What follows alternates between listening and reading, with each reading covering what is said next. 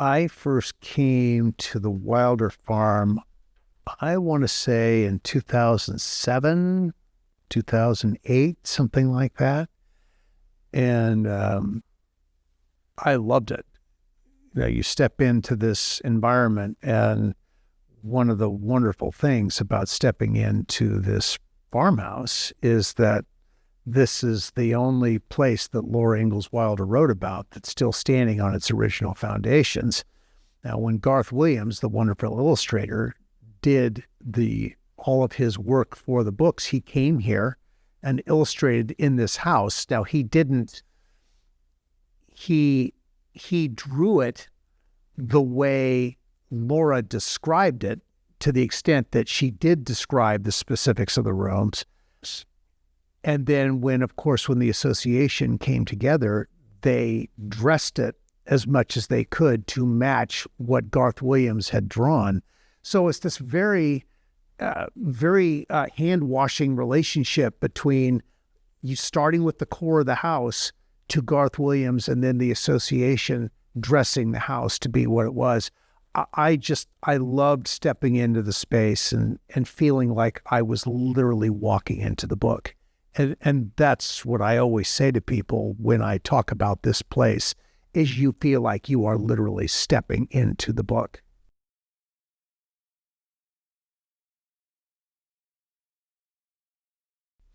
All the Wilder sites have a distinctive quality to them. What you come away with is when you've seen all the different sites, is that Laura lived in very out-of-the-way places. In the case of this, Laura didn't live here, but Almanzo was raised in a very out-of-the-way place. What you get, I think, is this sense that the Wilder story is the land, the sense of nature around these stories is such a huge part of the telling of the stories. And when you go to any place that Laura lived and wrote about, despite the fact that the buildings may not be exactly right, but you still get a sense of the majesty of the nature that's around all of it. And that makes it very real for people in a way that it may not be if you were dropping down in a major metropolitan area where Laura lived, and it just wouldn't look like that. This you really feel like in all of Laura's homes, or all of Laura's places, her sites that she wrote about, you do feel like you're stepping back in time to go to all these places, and that's very special.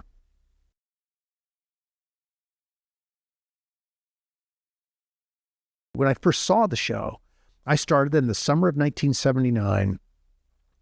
I started watching episodes as I was shooting, so it was during summer reruns. I started watching episodes. And as I watched during that summer on Monday nights, as I'm there on the set that day and the rest of the week, and I'm watching on something that was done the year before, I was knocked out by what it was. I was knocked out by how it looked, how it sounded, the quality of the performances and the storytelling. It was gripping to me, and it was so emotionally based. Laura wrote about what people did to survive, how they got through this life. Michael wrote about how people felt about the life that they were living, how people did, how you plowed a field or made a table. None of that was, he showed people you did that. But he didn't talk about how you did it. Laura talked all about how you did it. Michael was concerned about why you were doing it.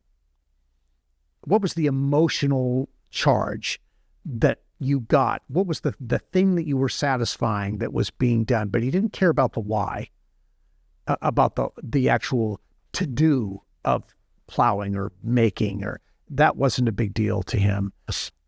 And that was so much of what the stories were about that he knew very quickly that the books would never sustain a long-run series. And he had so many stories that he wanted to tell that he took that basic thread of the family, starting in the big woods, going to Kansas, and then settling in Walnut Grove, not moving around a lot, although there was a part of a season in Mankato, but it was in Walnut Grove. And I think there was something romantic and beautiful about the name Walnut Grove. And of course, it was a huge capital expense to create that set, all of that environment. So weren't going to walk away from that easily. So the show was set in Walnut Grove as opposed to all these different places that she lived. And, and with all respect, and I've been to Smet many times, but there's something much more romantic sounding in the name Walnut Grove as opposed to DeSmet. It just feels warmer. It's more, there's something more romantic about Walnut Grove. I think both the books and the series fit together beautifully.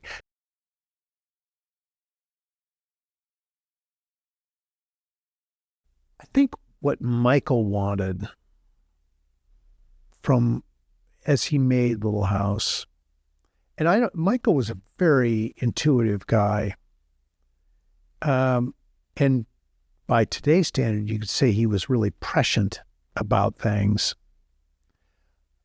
For Michael, it was very important that people talk to each other, that families sit down and have a shared experience that they could communicate about, learn from each other, share with each other. In a world where you can be sitting in a room with 5 people and every one of them has a different device up in front of their face doing something completely different, we have really, and look, I love technology, and I've got every device. I love all the devices.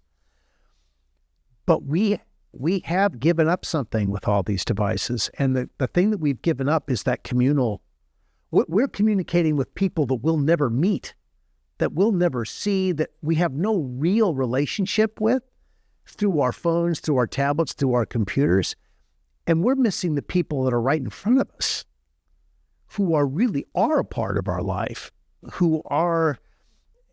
Michael wanted that to go on. He wanted parents to talk to children, children to talk to parents, talk to their older relations, to have relationships in school, because those are really the relationships that matter in our lives. And he wanted to encourage that kind of back and forth communication.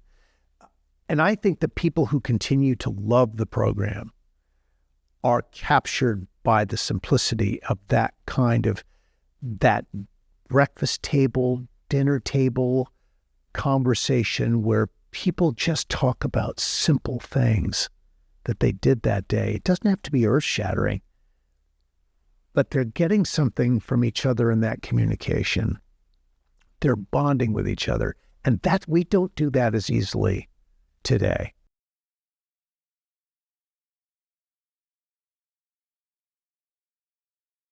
Back in, after my first visit here in 2007 or 2008, Kathy Ellis was the director of the farm at that point. And I talked to her about, and I had been transitioning away from acting into producing, and I just pitched to her, I really would love to make a documentary about this place because it's just beautiful, and it represents something that's really powerful for people in terms of what it very powerfully reflects Farmer Boy. And so we set out to do a kind of retelling of Farmer Boy with some of the contemporary comparisons of life then and now. And now is like, 16 years ago when we did this. But I loved coming here and doing this. And, we invited local people to play Almanzo and to play a young Laura for their meeting that, wasn't in the Farmer Boy book, but in setting up Laura Ingalls Wilder, we did a little of that. So there was a young Almanzo, there was certainly, and a young Laura. There was certainly, Father Wilder here, a gentleman named Don Sayward, who owned a beautiful pair of Morgans they brought Morgans here from the Minor Institute. So we had horses on the property and other animals here. And I just loved having this opportunity to come here and be able to put a creative stamp on this story that had meant, or that continues to mean, so much in my life.